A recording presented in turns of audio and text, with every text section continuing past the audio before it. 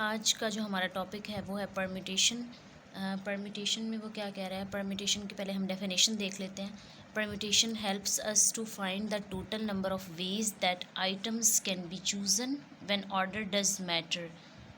Actually permutation is an arrangement of items in which order is important. अच्छा, permutation में अब वो ये बता रहे हैं कि एक्चुअली परम्यूटेशन है क्या और हम क्यों इसको फाइंड आउट करते हैं या क्यों कैलकुलेट करते हैं। फर्स्ट लाइन में आप देखें, वो कह रहा है permutation helps us to find the total number of ways that items can be chosen when order does matter, कि जब हमने चीज़ों को अरेंज करना हो लार्ज स्केल पे, जैसे हमने अगर जो है वो 6 से 7 चीज़ों को अरेंज करना है वो तो हम मैनुअली उसको अरेंज कर लेंगे, लेकिन जब हमने किसी लार्ज स्केल पे चीज़ों को अरेंज करना है तो हम परम्यूटेशन को यूज़ करते हैं।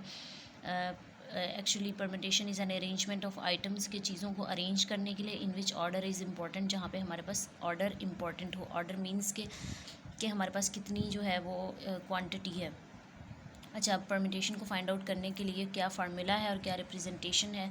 फार्मूला हमारे पास ये है, N P R is equal to N का factorial divided by N minus R का फैक्टोरियल। ये फैक्टोरियल क्या चीज़ है, ये हमने प्रीवियस लेक्चर में डिस्कस किया था किस तरह से फाइंड आउट करते हैं। इसका लिंक जो है वो डिस्क्रिप्शन में दे दिया जाएगा, लेकिन यहाँ पे भी मैं आपको थोड़ा सा जो है वो समराइज़ करके बता देती हूँ कि एन का फैक्टोरियल या किसी भी चीज़ का फैक्टोरियल फाइंड करना हो तो उसकी प्रीवियस वैल्यूज़ से उसको मल्टीप्लाई कर देते हैं। ठीक है, तो अब हम एग्जांपल देख लेते हैं कि किस तरह के क्वेश्चंस होंगे परम्यूटेशन में। जैसे वो कह रहा है इवेलुएट करना है हमने 12p3 को। इवेलुएट मीन्स कि इसको सॉल्व करना है।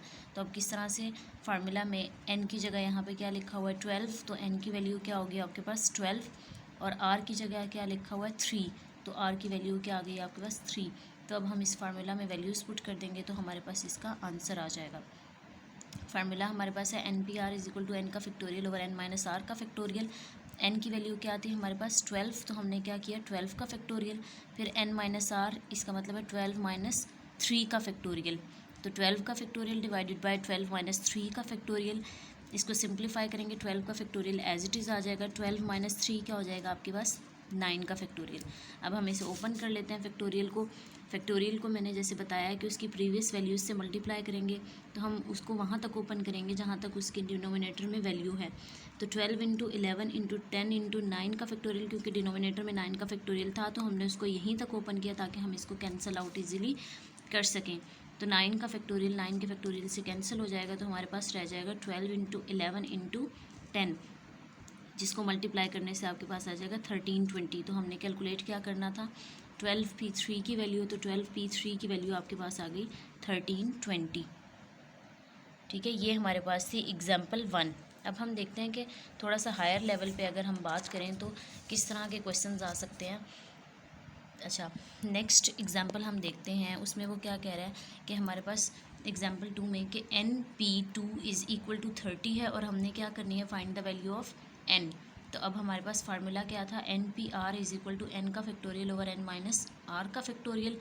तो अब n की जगह तो n ही है तो हम n ही यूज़ करेंगे, लेकिन r की वैल्यू क्या है 2, तो हम फार्मूला में वैल्यूज़ पुट कर देते हैं NP2, r की जगह मैंने क्या पुट कर दिया 2, n एज इट इज़ रहेगा फार्मूला में, n का factorial divided bye n minus 2 का फैक्टोरियल, क्योंकि फार्मूला में है n माइनस आर का फैक्टोरियल और r की वैल्यू क्या है हमारे पास 2। तो हमारे पास आ गया n का factorial divided bye n minus 2 का फैक्टोरियल इज़ इक्वल टू 30।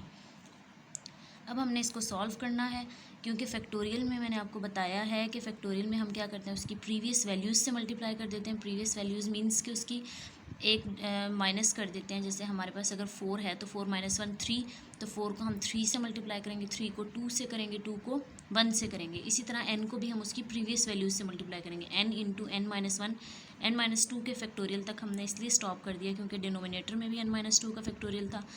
तो n माइनस 2 का फैक्टोरियल n माइनस 2 के फैक्टोरियल से कैंसिल हो जाएगा और हमारे पास क्या रह जाएगा n into n minus 1 is equal to 30। अब आपके माइंड में आ रहा होगा कि 30 कहाँ से आया, 30 हमारे पास क्वेश्चन में गिवन है कि NP2 इज़ इक्वल टू 30, तो जब हमने वैल्यूज़ पुट की हैं तो इज़ इक्वल टू 30 हमारे पास आ गया। तो अब हमारे पास ये क्या रह गया, n into n minus 1 is equal to 30। तो इसको फर्दर सिंप्लीफाई करते हैं, n into n square, n into 1 minus n is equal to 30। तो हम क्या करेंगे n स्क्वायर माइनस n और ये +30 है, इधर आके क्या हो जाएगा -30 इज़ इक्वल टू 0। तो इक्वेशन हमारे पास आ जाएगी n² - n - 30 is equal to 0। अब क्वेश्चन ये है कि हमने इसको सिंप्लीफाई करना है, हमने वैल्यू फाइंड करनी है n की। तो ये हमारे पास बन गई है क्वाड्रेटिक इक्वेशन। तो क्वाड्रेटिक इक्वेशन को हम सॉल्व करेंगे फैक्टराइजेशन से। अगर आपको नहीं आती फैक्टराइजेशन तो एक लेक्चर मैंने इस पर भी बनाना है फैक्टराइजेशन पे, वो आप मेरा लेक्चर देख लीजिएगा। अदरवाइज़ जो है वो आप ये कमेंट सेक्शन में मुझसे पूछ सकते हैं कि ये किस तरह से हुई है, अदर फिर मैं आपको वीडियो बना दूँगी। यहाँ थोड़ा सा मैं आपको बता देती हूँ कि किस तरह से फैक्टर्स बनाते हैं। फैक्टराइजेशन मीन्स के फैक्टर्स बनाने हैं। क्वाड्रेटिक इक्वेशन को सॉल्व करने का एक मेथड है फैक्टराइजेशन। तो चलिए अब हम देखते हैं कि फैक्टर्स किस तरह से बनते हैं। इक्वेशन हमारे पास है n² - n - 30 is equal to 0।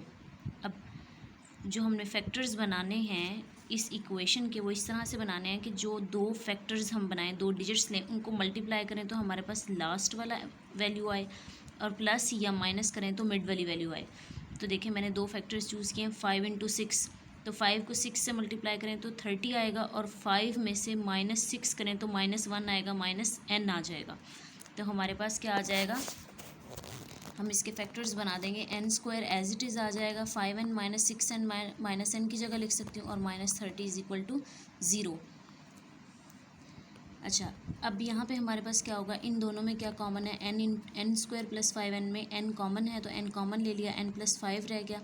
फिर यहाँ पे -6 कॉमन है, -6 कॉमन लिया तो n, और माइनस कॉमन लिया तो ये प्लस हो गया, 5 इज़ इक्वल टू 0। इन दोनों में क्या कॉमन है, n + 5, और यहाँ पे रह जाएगा n - 6 इज़ इक्वल टू 0। तो अब n + 5 इज़ इक्वल टू 0 हो जाएगा, n - 6 इज़ इक्वल टू 0, तो n इज़ इक्वल टू +5 है, उधर जाके -5 हो जाएगा। तो n की वैल्यू आपके पास आ गई -5, और n - 6 इज़ इक्वल टू 0 है, तो n उधर जाके +6 हो जाएगा। तो अब यहाँ पे हमने n की एक वैल्यू कंसीडर करनी है जो कि पॉजिटिव वैल्यू होगी। तो हमारे पास आंसर क्या होगा, n इज़ इक्वल टू 6।